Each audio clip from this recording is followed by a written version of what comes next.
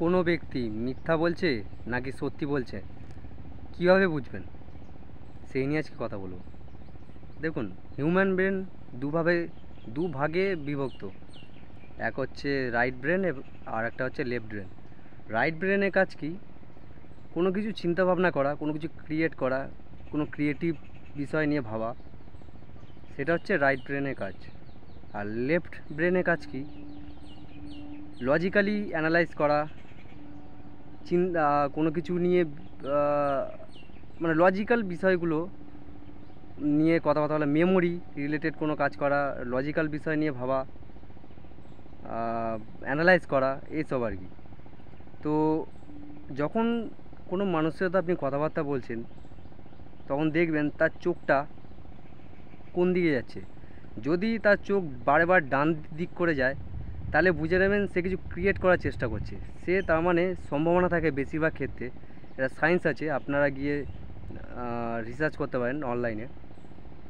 যখন কোনো ব্যক্তি কথা বলার সময় বারে বারে ডান দিক করে তাকাচ্ছে তার মানে সে কিছু ক্রিয়েট করছে, সে মিথ্যা বলার চেষ্টা করছে। আর যখন কোনো ব্যক্তি বারে বারে বাম দিক করে মানে লেফট সাইড করে কথা বলছে, বারে বারে লেফট সাইড দিকে তাকাচ্ছে, তার মানে সে মনে করার চেষ্টা করছে, সে তার মানে তার জীবনে অভিজ্ঞতা যেগুলো আছে সেগুলো সে রিমেম্বার করার চেষ্টা করছে, তার মানে সে সত্যি কথা বলছে। মোট কথা, এটাকে অ্যাকিউরেট ধরার কোনো প্রয়োজন নেই। একটা অ্যাভারেজ এস্টিমেট দিলাম, 70 to 80% এটা কারেক্ট হতে পারে। আমি বলছি না 100% হয় এটা।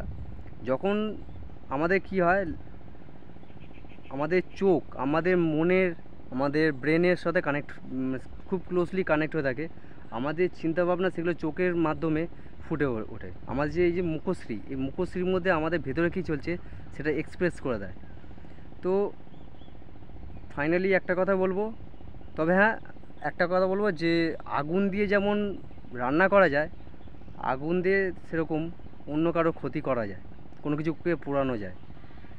চাকু দিয়ে যেমন আমাদের সবজি কাটতে সুবিধা হয়, চাকু দিয়ে অন্যকে আঘাত করা যেতে পারে।